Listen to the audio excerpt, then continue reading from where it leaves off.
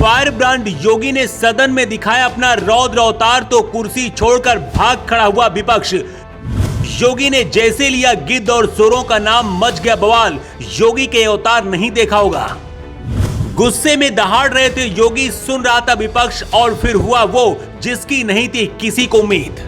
विपक्ष के नेताओं ने भी नहीं सोचा रहा होगा कि योगी इतनी भयंकर आग में जल रहे हैं। अचानक जब योगी फायर हुए तो विपक्ष के नेता अपनी कुर्सी छोड़कर भाग खड़े हुए। बहुत कम ऐसा देखने को मिलता है जब योगी ऐसे बयान देते हैं, लेकिन इस बार गिद्ध से लेकर सुअर तक कोई नहीं बचा।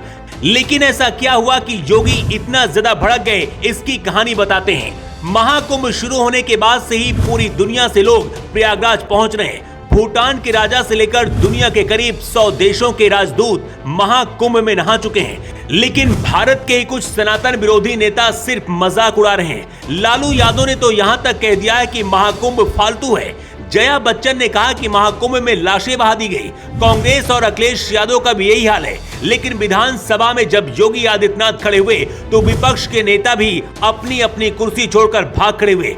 योगी से पहले विपक्ष के नेता और सपा का जूनियर सीएम ब्रजेश पाठक से सामना हुआ।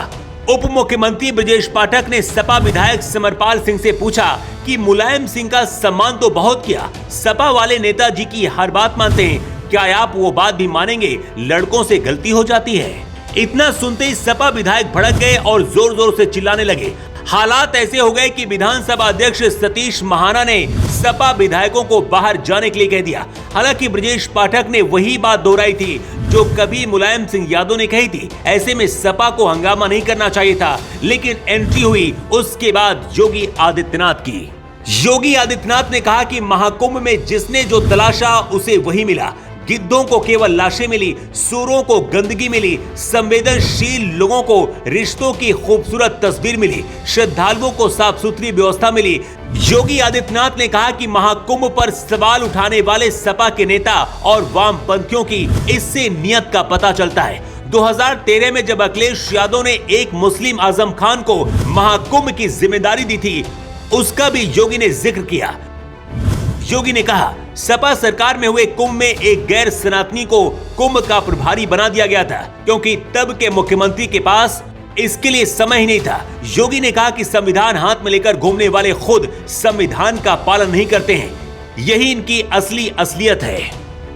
कुछ दिन पहले लालू प्रसाद यादव ने महाकुंभ पर शर्मनाक बयान दिया था। पीएम नरेंद्र मोदी ने भागलपुर में जाकर बिहार के लोगों को इसकी याद दिलाई है। प्रधानमंत्री मोदी ने कहा कि जंगल राज वालों को हमारी धरोहर और आस्था से नफरत है। इस समय प्रयागराज में एकता का महाकुंभ चल रहा है। पूरे यूरोप की जनसंख्या से ज्यादा लोग कुंभ में डुबकी लगा चुके हैं। बिहार से गांव-गांव के लोग कुंभ में डुबकी लगाने पहुंच रहे हैं, लेकिन जंगल राज वाले लोग महाकुंभ को गाली दे रहे हैं। ऐसे लोगों को बिहार कभी माफ नहीं करेगा। योगी और मोदी का पिछले 2 महीने का राजनीतिक ट्रैक देखें तो दोनों ही खुलकर सनातन और हिंदुत्व की बात कर रहे हैं। मोदी जब बाबा बागेश्वर से मिले, वहां भी हिंदुत्व को एक होने का संकेत दिया। योगी पहले कह चुके हैं कि बटोगे तो कटोगे। अब योगी आदित्यनाथ ने महाकुंभ में कमियां खोजने वालों को बता दिया है कि कौन गिद्ध है और कौन सुअर है। योगी और मोदी के तेवर बताते हैं कि आने वाले वक्त में बीजेपी किस दिशा में जा रही है। 2025 में बिहार में चुनाव होना है, इसलिए इस बार खुलकर बिहार में बैटिंग भी हो रही है और मोदी ने अभी से तैयारी भी शुरू कर दी है। योगी ने अपने एक बयान में कहा है कि जब तक केंद्र में राहुल गांधी रहेंगे तब तक मोदी को कोई नहीं हरा पाएगा। उसी तरह से जब तक यूपी में अखिलेश यादव रहेंगे तब तक उन्हें कोई नहीं हरा पाएगा, क्योंकि दोनों ही नेता सनातन विरोधी एजेंडा चला रहे हैं। योगी जैसा मुख्यमंत्री शायद भारत में कोई नहीं हुआ और न होगा, जिसकी काट अभी तक विरोधी नहीं खोज पाए हैं। यही वजह कि योगी को अगला पीएम भी माना जा रहा है। क्या आपको भी लगता है कि योगी को पीएम बनना चाहिए? अपनी राय आप कमेंट करके जरूर बताएं।